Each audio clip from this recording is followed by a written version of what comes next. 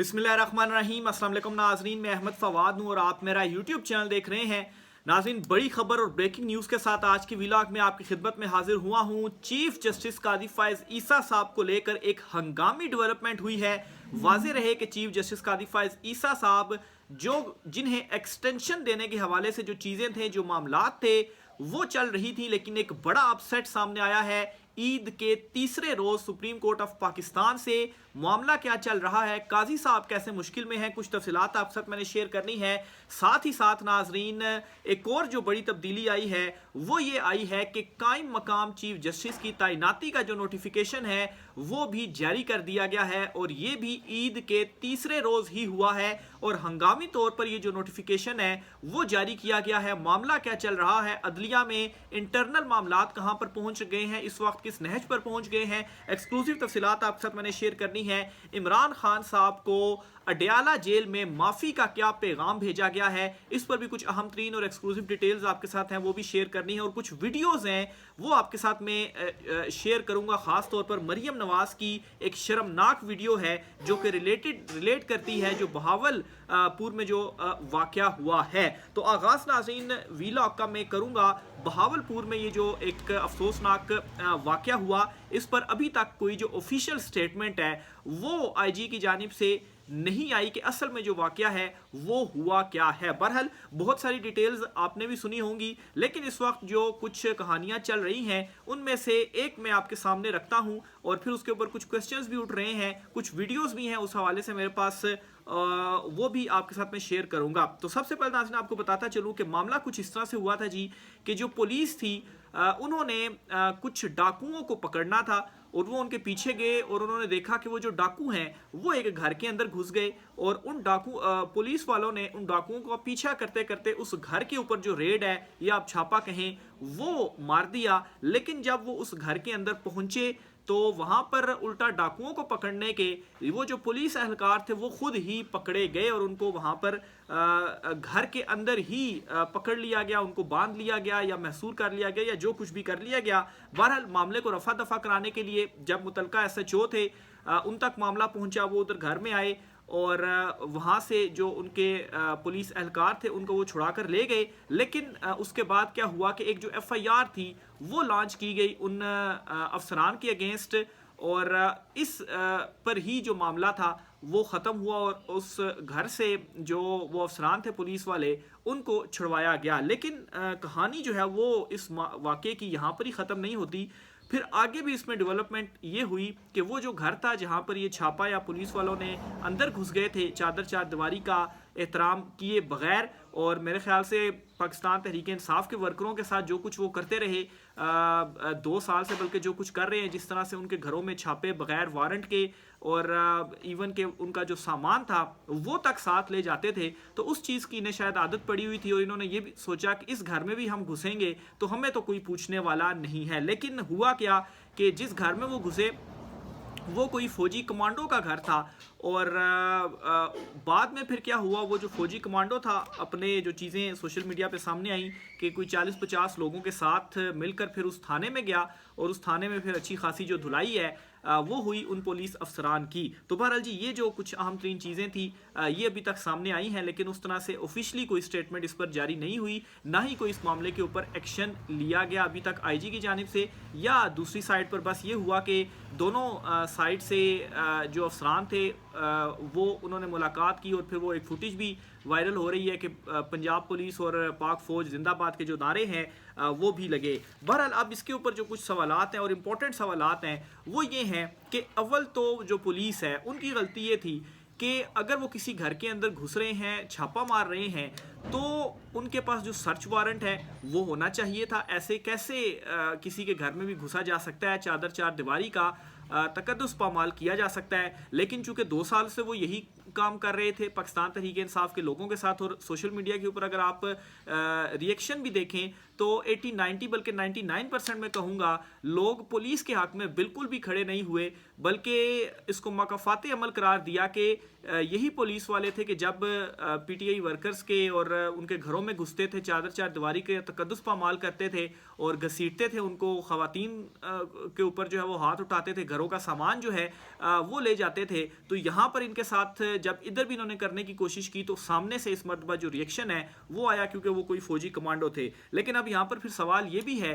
कि अगर पुलिस की जानिब से ये गलती की गई, एक इख्तियारात का नाजायज़ इस्तेमाल कहें या इख्तियारात से तजावुज़ कहें, वो उन्होंने किया या गैर कानूनी काम किया, तो जो दूसरी तरफ से रिएक्शन आया वो क्या कानून के मुताबिक था? क्या इस तरह से आप अपने साथियों के साथ मिलकर एक थाने में चले जाएं और वहाँ पर धावा बोल दें और फिर उन पुलिस वालों की जो पिटाई है वो कर दें? तो बहरहाल जी ये कुछ अहम तरीन सवालात थे, वो भी दूसरी साइड से भी उठ रहे हैं। तो इसका इस टाइम सवालात ये उठ रहे हैं पुलिस वालों पर भी और दूसरी साइड पर भी कि दोनों तरफ से अगर गैर कानूनी काम हुआ है या नहीं हुआ, किसकी गलती है, क्या मामला कहाँ पर हुआ। एक तो ऑफिशियल कोई स्टेटमेंट आ जानी चाहिए। मुसलसल ये चीज़ें कहना जी कि इसे सोशल मीडिया ने बहुत ज़्यादा हाईलाइट कर दिया, तो जो वीडियोस सामने आ रही हैं, जो मारपीट की जा रही है या उन्होंने घुटनों पर जो बिठाया गया पुलिस अफसरान को, तो वो तो झूठी नहीं है। वो फिर क्या जो वाकया है वो हुआ, एटलीस्ट इतनी चीज़ तो कन्फर्म हुई कि वाकई जो है वो उन पुलिस वालों को के ऊपर जो तशद्दुद है वो किया गया या उन्होंने जो छापा है वो मारा है। तो इस सारे मामले की एक फेयर जो तहकीकात है वो होनी चाहिए और कानून के मुताबिक जिसकी जो गलती थी उसे उस मुताबिक जो सज़ा है वो दी जानी चाहिए। बहरहाल इस मामले को पसे पुश डालने की, मट्टी डालने की काफ़ी कोशिश की गई, लेकिन अभी तक इसमें नाकामी ही हुई है, क्योंकि ये मामला संभल रहा और मज़ीद उठ रहा है। और अब तक इतलात के मुताबिक 2 पुलिस अफसरान हैं मुख्तलिफ जो है वो इलाकों से, उन्होंने इस मामले के ऊपर अपना जो रेजिग्नेशन है वो दे दिया। बल्कि एक वीडियो जो सामने आ रही है सोशल मीडिया के ऊपर के एक पुलिस वाले ने तो अपनी जो वर्दी है वो उतार कर फेंकी, उसको जलाया और जो अपना रेजिग्नेशन है वो एहतजाजन दिया कि आखिर क्यों आईजी की जानिब से कोई जो एक्शन है वो नहीं लिया जा रहा। यहाँ तक कि कुछ ऑडियोज़ जो हैं वो भी सामने आ रही हैं और उस ऑडियोज़ में भी ये कहा जा रहा है जी कि एक ऑडियो में तो ये कहा जा रहा है कि आर्मी जो है वो इकट्ठी हो रही है, जल्दी से थाने को ताला लगा लो और निकलो। फिर इसी तरह से ये ऑडियो भी एक सामने आ रही है कि मैं तुम्हें समझाता था कि ये सोशल मीडिया का दौर है और देखें ना आप आईजी क्यों खामोश है, किसी के घर जा रहे हो तो कुछ सोच कर जाएं। तो इस तरह की जो कुछ ऑडियोज़ हैं वो भी सामने आ रही हैं। तो इनसे भी बहुत सारी चीज़ें जो है वो ये कन्फर्म होती हैं कि जो पुलिस थी उसकी जानिब से भी पहले ये इकदाम उठाया गया और फिर उसके बाद जो पुलिस पर तशद्दुद हुआ तो ज़ाहिर सी बात है फिर दूसरी तरफ से भी इस मामले का जो रद्द अमल आप कहें वो भी सामने आया और ये जो काम है वो हुआ। तो बहरहाल जी ये इस मामले की कुछ जो डेवलपमेंट्स थी ओवरऑल हुई हैं। काफ़ी सारे लोग इस मामले के ऊपर पूछ रहे थे, लेकिन ऑफिशियली अभी तक कोई स्टेटमेंट नहीं आई, खामोशी है। मरियम नवाज़ जो है वो अभी तक खामोश हैं और इसके अलावा आईजी साहब जो हैं वो भी खामोश हैं। बल्कि एक वीडियो है अरशद शरीफ साहब की, वो मैं आपको सुनाता हूँ। जब उस टाइम वो हयात थे और पाकिस्तान तहरीक इंसाफ के लोगों के साथ जो कुछ हो रहा था तो उस वक्त एक शो में उन्होंने ये कहा था और वो बिल्कुल आज इन तमाम तर मामला के ऊपर फिट बैठ रहा है। ये इनकी ज़रा वीडियो आप देखिए, चंद सेकंड की है, वो क्या कहते हैं। तो किसी का घर महफूज नहीं रहेगा। आज आप पाकिस्तानी लोगों के घरों में घुसे और समझ लेंगे कोई आपके घर में नहीं घुसेगा। सबके घर सबको पता है किधर है, सबको पता है कि जब चादर और चार दीवारी पामाल करते तो आप भी नहीं बचेंगे। यहाँ पे वो जो तो किसी का घर, ये अरशद शरीफ साहब हैं जिन्होंने उस वक्त जब पाकिस्तानी अवाम के साथ हो रहा था, चार दीवारी पामाल की जा रही थी, तो उन्होंने ये कहा था कि ये जो कुछ आप आज कर रहे हैं तो इसमें फिर किसी का भी घर नहीं बचेगा। और आज ये जो भावलपुर का वाक़या हुआ है ये बिल्कुल एग्जैक्टली अरशद शरीफ साहब के जो अल्फाज थे वो दुरुस्त साबित हुए और आज यही भावलपुर वाक़े में भी हुआ। अब इसी तरह से मरियम नवाज़ जो हैं, ज़रा उनकी आप वीडियो सुने और बिल्कुल आप कहें कि शर्म नहीं आती इनको अपनी पॉलिटिक्स के लिए जिस तरह से ये चीज़ें यूज़ करते हैं। बल्कि उस्मा बुखारी को देखेंगे, वो कहती हैं जी कि कोई 700-800 का जोड़ा मरियम नवाज़ ख़रीदती हैं और वो पहनती हैं।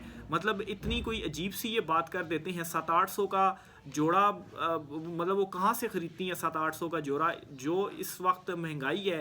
अगर आप सिलाई देख लें तो वो खाली मतलब है कि मैंने इस मरतबा जो ईद पे कपड़े बनवाए तो सिर्फ उसकी जो सिलाई है वो 1400 रुपये दी, तो ये कहाँ से 700-800 का जो जोड़ा है वो ख़रीद लाते हैं। लेकिन अपने खुश करने के लिए और उठाने के लिए इस हद तक ये क्रॉस कर जाते हैं। उस्मा बुखारी साहिबा जो हैं वो इस तरह के मतलब एक अकल दंग रह जाती है कि यार इतना भी कोई जाहिल हो सकता है। बहरहाल ये मरियम नवाज़ की एक पुरानी वीडियो है जब पाकिस्तान तहरीक इंसाफ के जो लोग थे, अवाम थे, उनके साथ जब हो रहा था तशद्दुद या घरों में उनके घुसा जा रहा था, तो उस वक्त मरीम नवाज़ क्या कहती थी और अभी मरीम नवाज़ की जो मुजरिमाना खामोशी है वो क्यों है, ये सुनिए ज़रा, कुछ सेकंड की वीडियो है। पुलिस वालों के सर फाड़े जाते हैं, सर तोड़े जाते हैं, उनको वो बेचारे गिरे पड़े थे, पूरी रियासत के ऊपर हमला हुआ वहां से, सिर्फ इसलिए कि पुलिस वहां पर कोर्ट के ऑर्डर्स इंप्लीमेंट करती थी। पाकिस्तान का आईन और कानून कहाँ सो रहा है? क्यों उस पर कोई एक्शन नहीं होता? क्यों ये बाकियों से सतेलों वाला सलूक होता है, यहाँ से लाडले वाला सलूक होता है? तो ये जी मरीम नवाज साहिबा फरमाती हैं कि पुलिस वालों के सर फाड़े गए। तो जो वीडियोस हम आई हैं, आप ही की हुकूमत है, आप सीएम हैं, तो ये मुजरिमाना खामोशी जो है वो आपकी जानिब से क्यों है? शहबाज शरीफ की तरफ भी मैं आता हूँ जी। शहबाज शरीफ साहब की एक तस्वीर है जो कि बड़ी वायरल हो रही है, ये मोहसिन नकवी साहब से उनकी मुलाकात है। ये ज़रा आप तस्वीर को ज़रा गौर से देखिए कि ये वाइट कपड़ों में मोहसिन नकवी साहब बैठे हुए हैं और साथ शहबाज शरीफ बैठे हुए हैं, और ये हाथ देखें किस तरह से उन्होंने जोड़े हुए हैं और इस तरह से रिज़र्व होकर बैठे हुए हैं शहबाज शरीफ के, जैसे कि वज़ीर-ए-आज़म वो नहीं है, असल वज़ीर-ए-आज़म मोहसिन नकवी हैं और उनसे कोई दरख्वास्त करने के लिए गए हैं। खैर, राना सनाउल्लाह की अगर बातें सुनी जाएँ तो असल में तो जो इख्तियारात है वो मोहसिन नकवी के पास ही हैं और शहबाज शरीफ जो हैं वो वाकई में कठपुतली और चुनतखिब हैं। तो ये तो जी इनकी कुल आप औकात कहें या इसको जो कुछ भी लफ्ज़ जो है वो आप दे दें, लेकिन ये इस तरीके से जो हुकूमतें हैं वो चल रही हैं। हामिद मीर साहब ने एक बड़ा एतराफ़ किया और इस एतराफ़ के अंदर इमरान खान साहब से माफ़ी भी है। ये मैं आपके साथ एक और वीडियो जो है वो शेयर करना चाहता हूँ हामिद मीर साहब की, और ये वही हामिद मीर साहब हैं जो कि इमरान खान साहब की हुकूमत पर बड़ी जो क्रिटिसिज्म है वो किया करते थे। ये ज़रा आप सुने और उसके बाद फिर आगे बढ़ता हूँ। में कोई फौजी डिक्टेटर है ना कोई फौजी हुकूमत है, लेकिन घुटन जो है वो जनरल ज़ियाउल हक और परवेज़ मुशर्रफ के दौर से ज़्यादा है और ऐसा लगता है कि हम होस्टेज बन गए हुए हैं। पूरा पाकिस्तान का मीडिया जो है वो उसको किसी ने होस्टेज बना लिया है। अभी तो जज जो है ना, 6 जज इस्लामाबाद हाई कोर्ट के, वो इंसाफ के लिए फरियाद कर रहे हैं।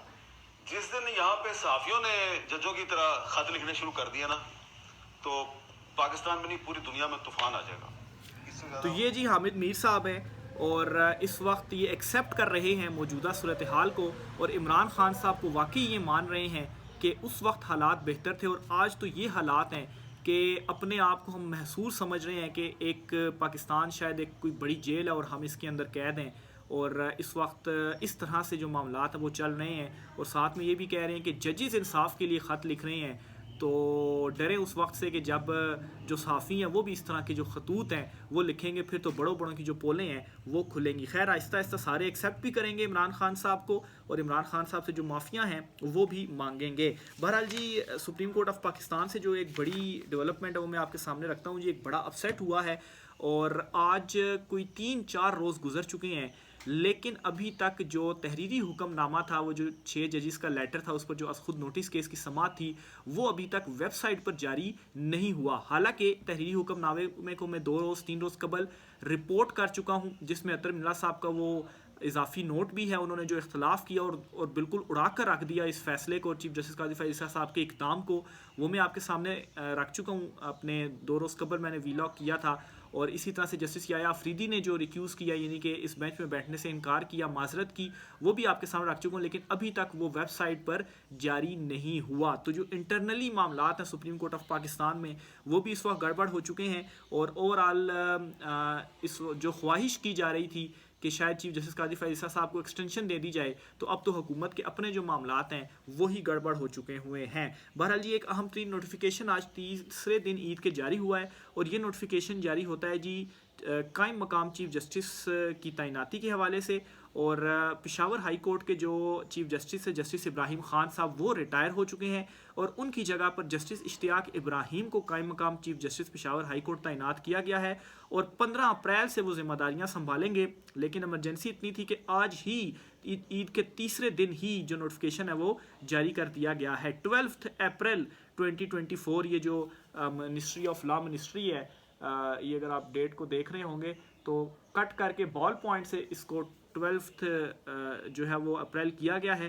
ये नोटिफिकेशन को जारी करने के लिए। तो खैर इतनी जल्दी क्या थी, लेकिन 15 अप्रैल से अपनी जिम्मेदारियां संभालेंगे। जस्टिस इब्राहिम साहब के हवाले से बताता चलूँ जी कि इनके साथ एक ज़्यादती भी हुई और इन्होंने इस ज़्यादती का अपना जो एक लेटर लिखा था चीफ जस्टिस को, उसमें जिक्र भी किया कि ये सीनियर तरीन जज थे, लेकिन उसके बावजूद और सुप्रीम कोर्ट में नए जजेस की जो अपॉइंटमेंट्स थी वो भी होना है, तकर्रियाँ होनी है और काफ़ी अरसे से वो खाली हैं, लेकिन उसके बावजूद भी जस्टिस जो थे इनको जस्टिस इब्राहिम साहब जो हैं इन्हें रिटायर होने दिया गया और इन्हें सुप्रीम कोर्ट ऑफ पाकिस्तान में नहीं लाया गया। हालांकि चीफ जस्टिस काजी फैज़ ईसा के अपने जो रूल्स हैं, जो उनके अपने असूल हैं, और वो जो चीफ जस्टिस उमर अता बंदयाल साहब के टाइम पे खतूत लिख कर कहते थे जी कि तकर्रियाँ की जाएँ सुप्रीम कोर्ट में, तैनातियाँ की जाएँ, जजेस की जो हैं वो खाली हैं, सीट्स खाली हैं और इतने दिन गुजर गए हैं, इतने घंटे गुजर गए, अभी तक आपने क्यों नहीं तैनात किया। तो अभी उनके अपने टाइम पर उससे भी ज़्यादा वक्त गुजर चुका है जो कि वो माजी में काजी साहब हाईलाइट किया करते थे। और सीनियरिटी के असूल के मुताबिक जस्टिस इब्राहिम जो थे उनके साथ उनको सुप्रीम कोर्ट में आना चाहिए था, लेकिन उनको नहीं लाया गया। वेट किया गया जी कि वो रिटायर हो जाएं, फिर उसके बाद किसी और को सुप्रीम कोर्ट लाया जाए, और इस बात का इजहार उन्होंने अपने लेटर में भी किया। तो ये नाज़रीन आज कुछ आम तरीन तफसीलात थी। राय का इज़हार कीजिएगा। इजाज़त दीजिए। अल्लाह हाफ़िज़।